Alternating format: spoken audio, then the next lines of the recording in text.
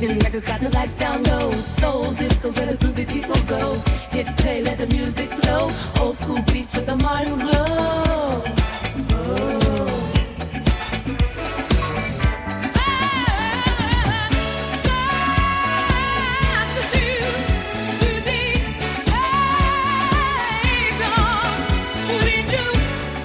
Hello everybody and a very warm welcome back to the latest episode of Hidden Jewels of Soul and Disco.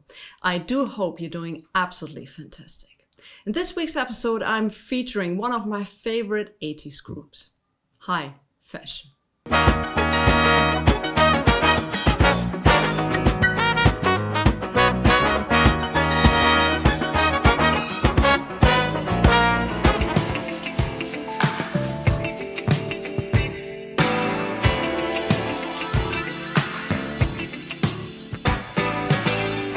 Today's episode of Hidden Jewels of Soul and Disco is about the group that did not last long, but left behind two very interesting albums, High Fashion. High Fashion was an American R&B, boogie and post-disco vocal group from New York. They were formed around 1980. Like I already said, they released only 2 studio albums. We have Feelin' Lucky in 1982 and Make Up Your Mind from 1983. After that, the group disappeared as a recording act. The original lineup was Melissa Morgan, Allison Williams and Eric McClinton. After the first album, Melissa Morgan left the group and was replaced by Marcella Allen. High Fashion was not a traditional band with a fixed instrumental lineup. It was more of a studio-based vocal project created within the production world of Jacques Fred Petros. The band also connected to groups like Change, the BB&Q Band and the Ritchie Family. And that already tells us a lot about the sound. Musically, High Fashion belongs to that early 1980s moment when disco was no longer really called disco, but the dance floor energy was still there. This is not classic late 70s disco with big strings and orchestral arrangements, the ones I love so much. But it is also not yet the harder, more digital R&B sound of the late 80s. High Fashion sits somewhere between boogie, post-disco, funk, soul and early 80s R&B. The sound is clean, polished and very studio-driven. You'll hear strong bass lines, keyboards, guitars, tight drums and layered vocals. It is elegant, smooth and very much connected to that New York studio sound of the early 80s. If you like Change, the BB&Q Band and early Kashif productions or Evelyn Champagne King from that period, then High Fashion belongs in the same musical conversation. To understand High Fashion, you have to understand Jacques Fred Petros. Petros was a producer and a musical entrepreneur, original from Guadeloupe. He later became very active in Italy and created several important post-disco and boogie projects. His production world included acts like I've already mentioned. We have Change, we have the BB&Q Band, we have the Ritchie Family, we have Zinc and High Fashion. A key figure in that sound was also Mario Malavasi. Malavasi was a musician, arranger and producer. And together, Petros and Malavasi created a very specific early 80s formula. American voices, New York studio energy, European production structure, and Italian musicianship. That is one reason why High Fashion sounds so controlled and polished. The vocals have soul and R&B power, but the production is precise, elegant, and almost luxurious. The first lineup of High Fashion was strong, without a doubt. We have all of these members were 3 singers who had already experience. We have Melissa Morgan, and she came from Queens, New York. She grew up in a musical family, sang in church, and was influenced by artists such as Aretha Franklin, The Temptations, The Supremes, and Diana Ross. From a young age, she knew she wanted to become a singer. Before high fashion, she already had gained important studio and club experience, and one major step was Shades of Love on the track Keep in Touch, Body to Body.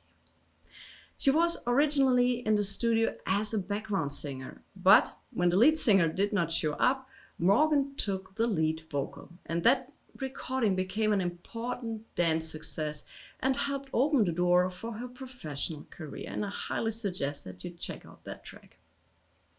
Alison Williams was also already active as a session and background singer. She later became known as a solo R&B artist in her own right. Before that, she was part of the New York studio scene and was already connected to the world of Jacques Fred Petrus. Eric McClinton was the male voice of the original trio. He did not become as publicly known as Melissa Morgan or Alison Williams later, but he was an important part of the vocal blend on the first album. So High Fashion was not just a random studio project with replaceable voices. These were singers who could really perform. But let's talk about how High Fashion came together. Melissa Morgan described how that happened. Jacques Fred Petrus came to New York and worked with many background singers, studio musicians, and of course vocalists. He was building records and projects in that New York studio environment. This was the same world that produced projects like Change and later High Fashion. A key person in that story was also Tim Allen, the bassist connected to Change. According to Morgan, Timmy Allen recommended that Petrus bring in Melissa Morgan and Alison Williams, because both of them could really sing.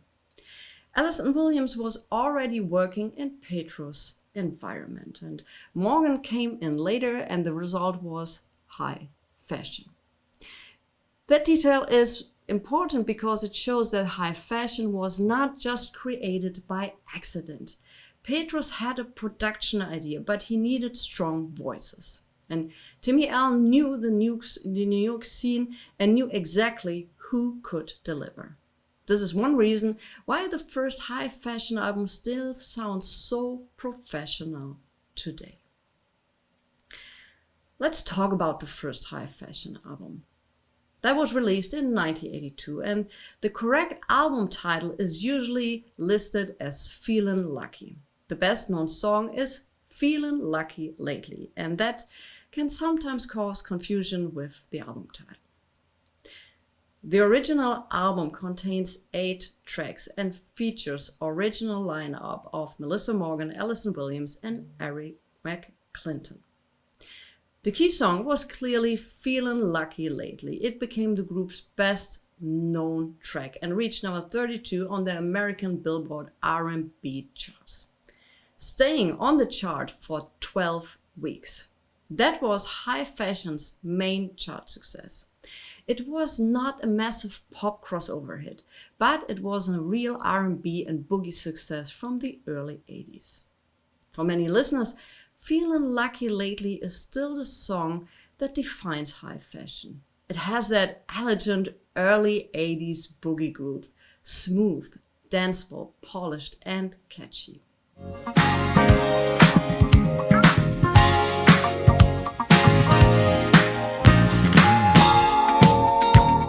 And here it is in all of its 80s glory. I love this 80s cover art. It was luxurious, it was glamorous. Well, we've all known the 80s weren't all about luxury and glamorous, but you know, we've seen the series. We've seen Miami Vice, we've seen Denver Clan, we've seen all those classic series, and it was luxurious. I miss those times. But anyway, the cover art totally reflects the beginning of the 80s. Here is the front and here is the back. If you want to have an original copy, once again, depending on the condition, it's between 70 to 100 euros or dollars. Yes, it got expensive during the last couple of years. There's a reissue which came out in 2000. This one is between 20 to 60 euros or dollars. I haven't heard that reissue, but in my humble opinion, it's a good alternative if you don't want to spend so much money on the original press. But there's also someone I want to point out with the high fashion group, and this is Kashif. It's an important name connected to the debut album. Kashif was not just another songwriter in the credits. He was one of the key architects of the early 80s R&B. He was a singer, songwriter, producer, keyboard player, and arranger. His sound was modern, synthetic, precise, and heavily based on keyboards, drum machines, and layered vocal arrangements. He later became known for his work with artists like Evelyn Champagne King and the one and only Whitney Houston. On the high fashion debut album, Kashif is especially important on songs like Hold On, Next to You, and I Want to Be Your Everything. And you can hear it. These songs, they sound more like modern early 80s R&B than classic disco. Melissa Morgan also worked closely with Kashif outside of high fashion. She sang background vocals for him, including on projects connected to Whitney Houston and Kashif's own production. When Kashif went on tour, he took Morgan with him as a featured female singer. And Morgan has described Kashif as someone who shares knowledge. He showed her new keyboards, explained sounds, and experimented with vocal layering. He wanted to stack many different voices from her to create a larger background sound. That is exactly the kind of studio thinking you hear in the early 80s R&B. Voices are not just sung. They are arranged, layered, and used almost like instruments. So when Kashif appears in high fashion credits, it matters. His involvement helps explain why parts of the first album sound so modern. Let's talk about some key tracks from the first album. Of course, we have Feelin' Lucky Lately. It's the group's signature track and probably the best entry point for anyone discovering high fashion for the first time. But there's also Hold On. In my humble opinion, this is one of the strongest tracks on the album. It shows the more modern R&B side of the group, especially through the Kashif connection. Next to You is smooth, keyboard-oriented, and very much in line with the early R&B sound of the 80s. You Are the Winner is interesting because Melissa Morgan is credited as one of the writers. That shows she was not only a voice in the group, but also creatively involved. I Want to Be Your Everything is maybe less talked about, but it is also important because of Kashif and Glenn Ballard connection. For me, Feelin' Lucky is the essential high fashion album because it features the original lineup and captures the group at its strongest. I already talked about that Melissa Morgan left after the first album. Well, that has reasons. Morgan explained herself that through her work with artists and musicians like Johnny Camp, Chaka Khan, and Kashif, she began to understand that she could not remain in the background forever. People were starting to hear her as a lead voice. Her move towards a solo career came through Hush Productions. Morgan has said that after performing with Kashif, including shows connected to Gladys Knight, Charles Huggins approached her and asked if it was time for her to do her own solo project. Soon after that, she was offered a deal with Capitol Records. So her exit from high fashion was not just a random lineup change. Morgan was already ready for the next step. A few years later, she became much better known with her version of Prince's Do Me Baby. That song became a major R&B success and made her a recognizable solo artist. With Marcella Allen now in the lineup, High Fashion released their second album in 1983, Make Up Your Mind. On some pressing, the title appears as Make Up Your Mind. The second lineup was, once again, Alison Williams. We have once again Eric McClinton and the newly entered Marcella Allen. The original LP contains once again 8 tracks, and we have later digital or remastered versions which may include additional mixes or bonus tracks. But the original album was a regular 8-track release. Musically, the second album stays in the boogie, funk and post-disco world, but it feels different from the debut.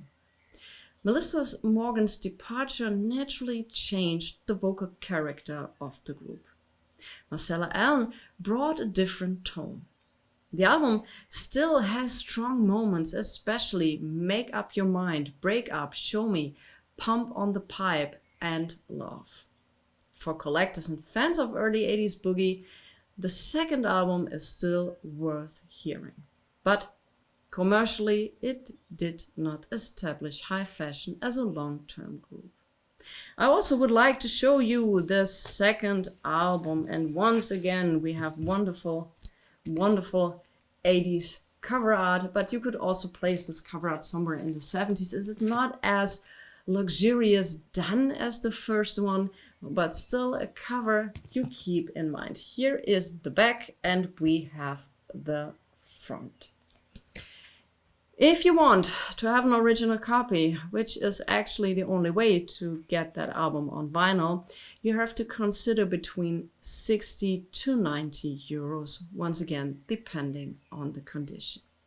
It was released in different countries, but up to today, there has been not done any reissue on vinyl. So the original is the only way to go. It's not expensive as the first one, but still not a cheap buy. Nothing you regularly find in the dollar bins. But let's continue. The big question for me was always, why did High Fashion not become a bigger name? The group had many things working in its favor. We have Capitol Records, strong singers, the Petros and Malawi production world, a Billboard R&B chart entry with Feelin' Lucky Lately, and a connection to Kashif. But still, High Fashion remained a smaller name. One reason is that the hit was not big enough. Feelin' Lucky Lately reached number 32 on the Billboard R&B chart. But it did not become a major pop crossover hit. Second, High Fashion stood in the shadows of other Petros projects, like Change, the BBQ band. And they had a stronger recognition in the boogie and post-disco world. Third, Melissa Morgan left early. When a key voice leaves a vocal trio after the first album, the identity of the group changes. And fourth, the market was changing very quickly. By 1982 and 83, R&B, funk and dance music were moving towards synth-funk, electro, Prince, Michael Jackson Thriller era, and later New Jack Swing. A polished boogie project like High Fashion could easily get caught between different trends. High Fashion released no third regular studio album. The story as a recording group ended sometimes in the mid-1980s. Melissa Morgan became the most visual member of the High Fashion. Her breakthrough as a solo artist came with Do Me Baby, a Prince cover that became a major R&B hit.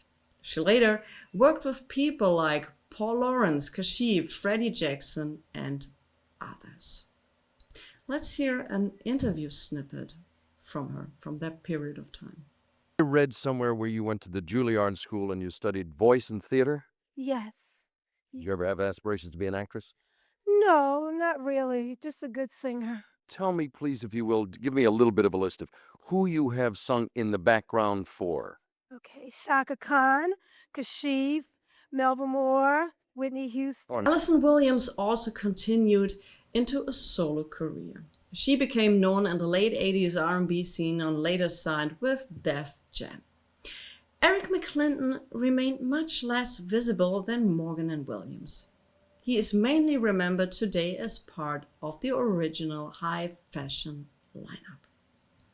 Marcella Allen is mainly connected to the second high fashion lineup and the album Make Up Your Mind.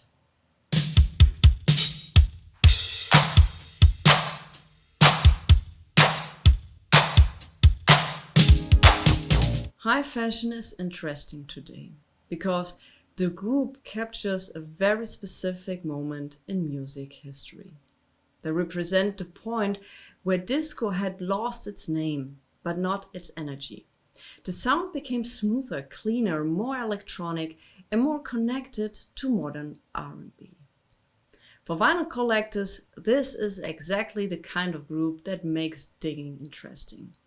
You pick up the record, look at the credits, and suddenly you see names like Jack Fred Petros, Mauro Malavasi, Kashif, Melissa Morgan, and Alison Williams. Then you realize this is not a random 80s record. It is a small but well-connected chapter in the story of boogie, post-disco, and R&B. If you want to get into high fashion, I would start with Feelin' Lucky Lately. It is the signature song and the best introduction to the sound. Then I would go to Hold On and Next to You from the first album. Both tracks show the modern Kashif influence very, very clearly. You Are the Winner is also worth hearing because of Melissa Morgan's writing credit. From the second album, I would recommend Make Up Your Mind, Break Up, and Pump on the Pipe, and of course, Love. These tracks show that the second lineup also had strong material, even if the debut remains the more important album. High fashion was not a major long-term act, but that is exactly why they fit so well into Hidden Jewels of Soul and Disco. They released only 2 albums, had 1 real R&B chart success, and disappeared before they could become a bigger name. But those 2 albums are connected to some of the most interesting people in early 80s boogie and R&B. For me, high fashion is a perfect example of why it is worth digging deeper into soul, disco, boogie, and R&B. Not every group had 10 albums. Not every great song became a worldwide hit. Sometimes short-lived projects explain a whole scene better than the big names do. And high fashion is exactly one of those cases. If you like that episode, I highly suggest that you check out the playlist appearing here, and I catch you on the next one.